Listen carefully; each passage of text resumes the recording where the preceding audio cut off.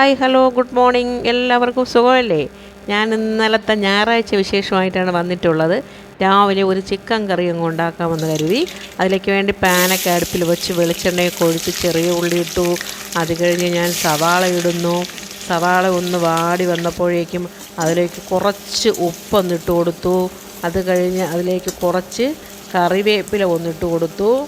കറിവേപ്പിലയും ഉപ്പും ഒക്കെ ഇട്ട് കുറച്ചൊന്ന് വാടി വന്നപ്പോഴേക്കും ഇഞ്ചിയും വെളുത്തുള്ളിയും പേസ്റ്റ് ഇട്ട് കൊടുത്തു.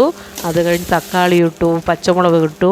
എല്ലാം ഇട്ട് റെഡിയായപ്പോൾ മുളക് പൊടി, മല്ലിപ്പൊടി, മസാല, പിന്നെ ഗരം മസാല ഞാൻ വീട്ടിൽ പൊടിച്ചതാണ്. മഞ്ഞൾപ്പൊടിയൊക്കെ ഇട്ട് അതിൻ്റെ പച്ച ചുവയൊക്കെ മാറിയ ശേഷം ചിക്കൻ തട്ടി കൊടുത്തു. ചിക്കൻ തട്ടി കുഴച്ച് മറിച്ചൊക്കെ വച്ചതിന് ശേഷം കുറച്ച് സമയം ഒന്ന് അടച്ചു വച്ചു. അതിന് ശേഷം കുറച്ച് വെള്ളം ചൂടാക്കി തിളപ്പിച്ചൊഴിച്ചു കൊടുത്തു.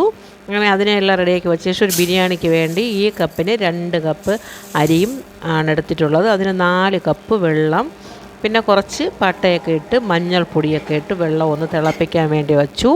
അങ്ങനെ ബിരിയാണി ഒരു സൈഡിലാവുന്നുണ്ട്. ഇവിടെ ചിക്കൻ റെഡിയായി കഴിഞ്ഞു, ചിക്കൻ കറി റെഡിയായി കഴിഞ്ഞു. അതിൽ അവസാനം മല്ലിയിലയും കറിവേപ്പിലയും കുരുമുളകും പച്ച വെളിച്ചെണ്ണയൊക്കെ ഒഴിച്ച് മാറ്റി വെച്ചു.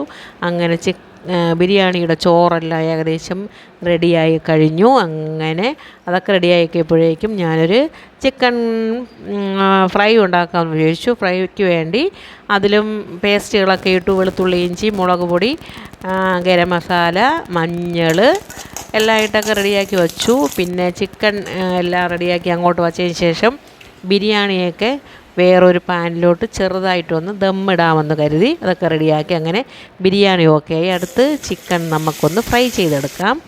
ഇതൊക്കെയാണ് കേട്ടോ ഇന്നത്തെ എൻ്റെ വീട്ടു വിശേഷങ്ങൾ. എൻ്റെ എല്ലാ കൂട്ടുകാരും സുഖമായിരിക്കണമെന്ന് വിശ്വസിക്കുന്നു. എല്ലാവർക്കും പ്രത്യേക സ്നേഹാന്വേഷണം. എല്ലാവരും വീഡിയോ കണ്ട് സപ്പോർട്ട് ചെയ്യണം. വീഡിയോ കാണാത്ത സുഹൃത്തുക്കൾ കാണണം. സപ്പോർട്ട് ചെയ്യാത്ത സുഹൃത്തുക്കൾ സപ്പോർട്ട് ചെയ്യണം. അതായത് സബ്സ്ക്രൈബ് ചെയ്തും ലൈക്ക് ചെയ്തും വീഡിയോ കാണുന്നവർക്കൊക്കെ ഒന്ന് ലൈക്ക് ചെയ്യാം. ഇതാണ് ഇന്നത്തെ ഉച്ചയ്ക്കുള്ള പരിപാടികളെല്ലാം റെഡിയായി. അങ്ങനെ ഉച്ച ഊണിന് വേണ്ടി എല്ലാവർക്കും കോരിയൊക്കെ വച്ചു കഴിഞ്ഞു. അങ്ങനെ അവരെല്ലാം കഴിച്ചു തുടങ്ങി. ഇതെൻ്റെ മോനും മോളുമാണ്, മരുമോളുമാണ്. അടുത്ത് ഇരിക്കുന്നത് എൻ്റെ സഹോദരനാണ്.